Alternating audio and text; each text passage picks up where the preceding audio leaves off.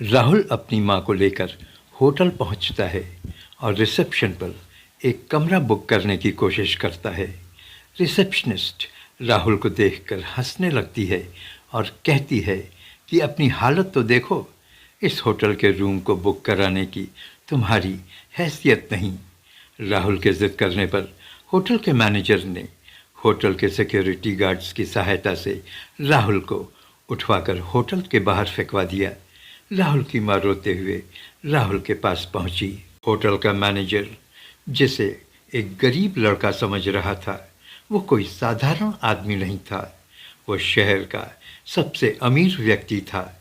आगे क्या हुआ आप जानकर हैरत में पड़ जाएंगे। आज से कुछ समय पहले राहुल एक गरीब लड़का हुआ करता था।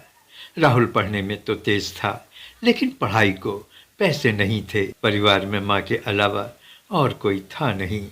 राहुल जब छोटा था तभी एक दुर्घटना में उसके पिता की मौत हो गई थी।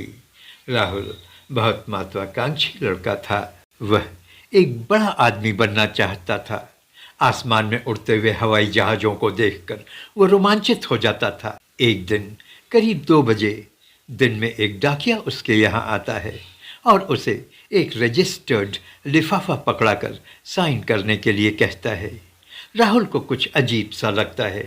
उसे किसी रजिस्ट्री की उम्मीद नहीं थी। डाकिया के जाने के बाद राहुल रजिस्टर्ड लिफाफे को खोलता है। बैंक के कुछ डॉक्यूमेंट्स और लेटर। ये लेटर उसके मामा चट्टोपाध्याय जी का था। चट्टोपाध्याय जी एक बड़े बिजनेसमैन थे और अरबों की उनकी मिल्कियत थी। राहुल ने लेटर खोला और पढ़ना शुरू किया। लेटर उसके माँ सुमित्रा के नाम था। सुमित्रा जी पढ़ना नहीं जानती थीं। सुमित्रा, मैं चट्टोपाध्याय तुम्हारा बड़ा भाई। सुमित्रा, जब तक ये लेटर तुम्हें मिलेगा शायद मैं इस दुनिया में न रहूं। मुझे कैंसर है। मुंबई भाग कर आया था। होश आने पर शर्म ने मुझे घर आने नहीं दिया और तुम लोगों ने सोचा होगा कि मैं खो गया। मुझे राहुल के बारे में पता है। कुछ गांव के लोगों ने उसके बारे में बताया था। मैं अपनी सारी जायदाद और बैंक बैलेंस राहुल को सौंप रहा हूँ। Legal papers state bank of India में मैंने रख छोड़ा है। राहुल को बोलो वो बैंक मैनेजर से मिल लेगा। तुम्हारा खोया हुआ भाई चट्टोपाध्याय। राहुल ने अपनी माँ को लेटर के बारे में बताया और उसी दिन उसने मुंबई के लिए 2 टिकट बुक करवाई। मुंबई पहुंचकर माँ बेटे दोनों बैंक पहुँचे। कुछ कागजी कार्रवाई के बाद करीब 500 करोड़ रुपए राहुल के नाम ट्रांसफ़र कर दिए गए। राहुल अब एक अरबपति हो चुका था। राहुल खुशी से झूम उठा। उसकी माँ सुमित्रा ने उसे मुंबा देवी दर्शन के लिए कहा, बेटा आज हमारी किस्मत पलटी है। बैंक का काम हो चुका है। अब हमें देवी माँ के दर्शन करने चाहिए।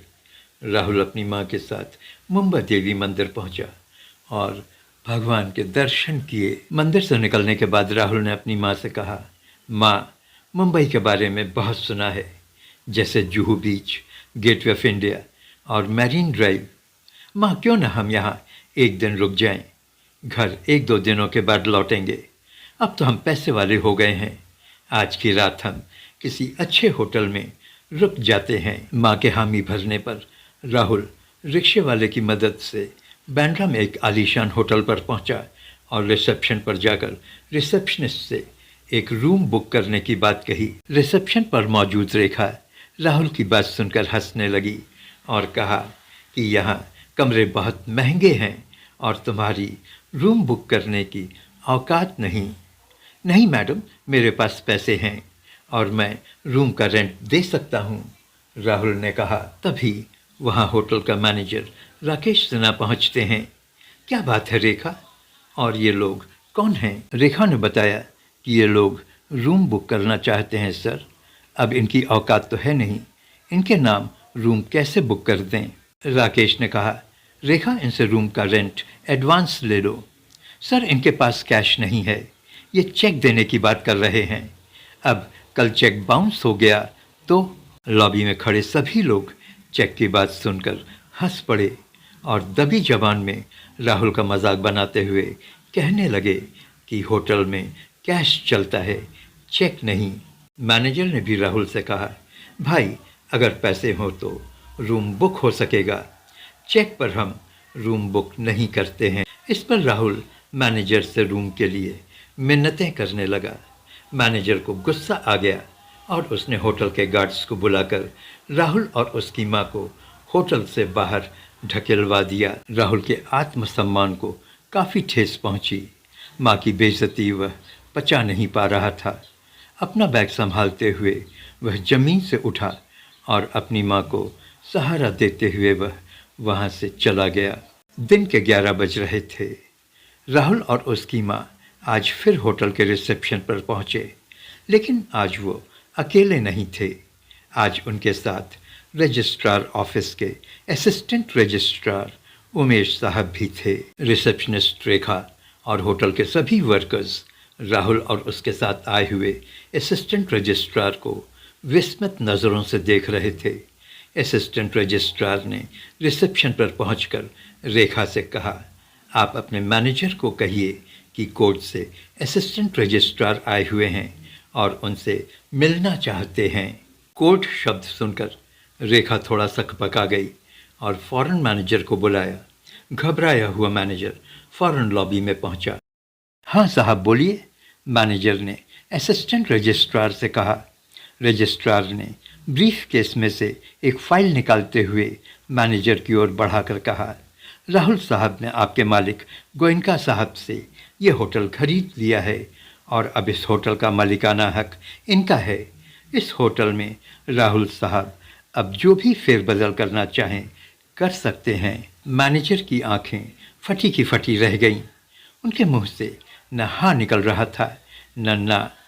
चुप्पी को तोड़ते हुए राहुल ने कहा, मैनेजर साहब और आप रेखा जी, आप दोनों ने मेरी बहुत बेइज्जती की है। आप कपड़ों से लोगों को जज करते हैं।